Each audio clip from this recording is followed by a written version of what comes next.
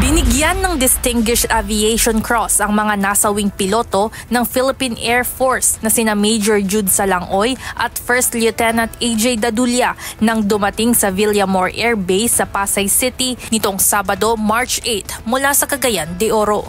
Tinanggap ng pamilya ng dalawa ang pinakamataas na pagkilala para sa kanilang katapangan at walang pag-iimbot na paglilingkod. Philippine Air Force is in mourning right now. We are deeply saddened by this event, but then our mission goes on. Ito pong nangyari dito, it only serves to inspire us to do our mandate better. At kami po ay na-inspire sa pinakitang kabayanihan ng ating mga piloto.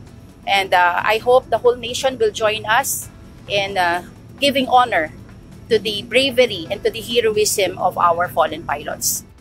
Ayon sa Philippine Air Force, isasagawa ang Vigil Night sa Villamor Air Base at Pasay Air Base sa Pampanga hanggang sa darating na Martes. Pagdating ng Miyerkules ay saka sila ibibigay sa kani-kaniyang mga pamilya upang maipagluksa ang kanilang pagpanaw.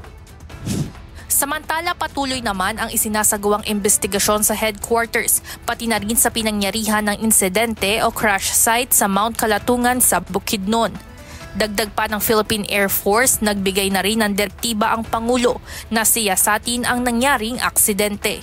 Of course, ang directive lang din naman po ng Pangulo as well as yung chain of command natin is for a thorough investigation to be conducted here. And of course po, sila po ay kasama natin sa pagbibigay-pugay sa ating mga yumaong piloto. Sa ngayon ay nagsagawa ang hukbong himpapawid ng Pilipinas ng administrative grounding sa kanilang mga FA-50 jets, ngunit siniguro nito na tuloy pa rin ang kanilang misyon na tiyakin ang seguridad ng bansa. Whenever we need them to fly, lalo na po kapag kailangan natin ang kanilang kailangan natin silang lumipad to respond to national emergencies or issues of national concern, then we're going to bring them to the airport. Ivan Alvarez, UNTV News and Rescue. Diyos ang aming sandigan, serbisyo publiko ang aming pinahahalagahan.